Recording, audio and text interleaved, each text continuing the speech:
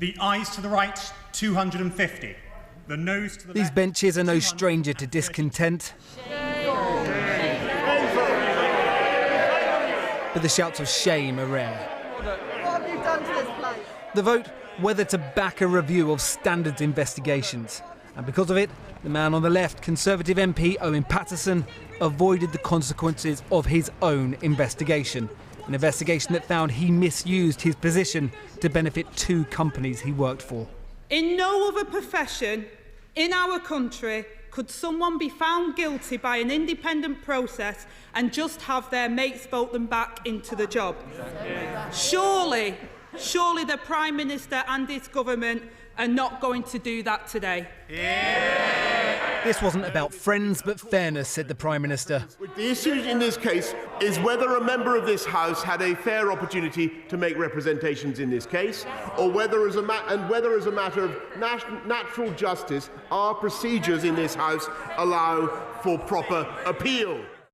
An investigation by Parliament Standards Commissioner Catherine Stone described the MP's actions as an egregious case of paid advocacy, saying no previous case of paid advocacy had seen so many breaches or such a clear pattern of behaviour in failing to separate private and public interest.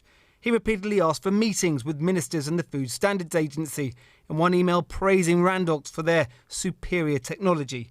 What he didn't always declare, though, that he was being paid by them, £100,000 per year as a consultant. A parliamentary committee, including 3 Tory MPs, agreed with the report and recommended a 30-day suspension. But Mr Paterson, who has always insisted his innocence, said the process gave him no way to appeal or present 17 witnesses.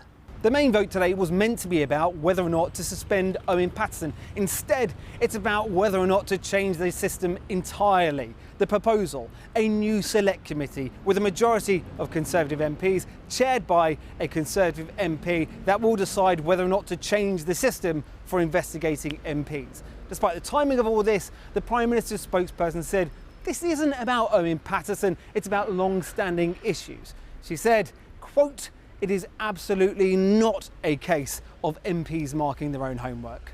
If the public believe that we are marking our own homework, our reputation individually and collectively will be tarnished. Does he not realise this just looks to everyone as if he simply doesn't like the conclusion that the old committee has come to? And listening on to today's debate in stony silence, the very man at the centre of it.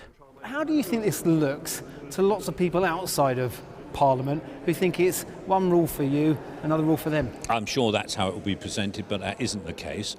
Today we did not decide on Mr Paterson.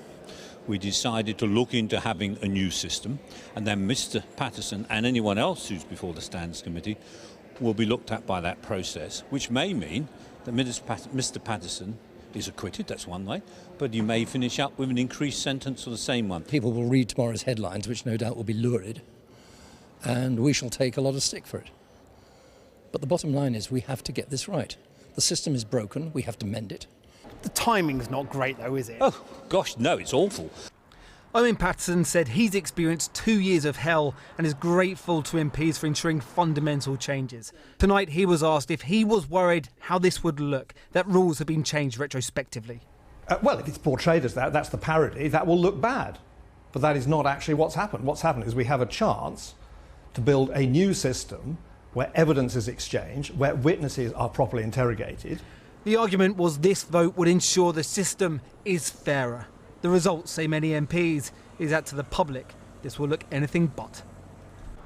Look, many MPs were saying to us today, the timing isn't great, but we want a fairer system. The way they've gone about this, though, may have backfired on them. As of tonight, the current Standards Commissioner says she's not going anywhere. Labour and the SNP say this new committee, they won't take part in it. So at the moment, it's not looking entirely clear how this moves forward. We've spoken to Tory MPs today. They've been telling us that their inboxes have been filling up with angry people getting in touch with them, saying it's one rule for you, another rule for everyone else. People they don't normally get emails from. I spoke to another Conservative MP I bumped in earlier on. I said, how do you think this is going to play out? Their response was, let's see what happens after we get a kicking in tomorrow's papers.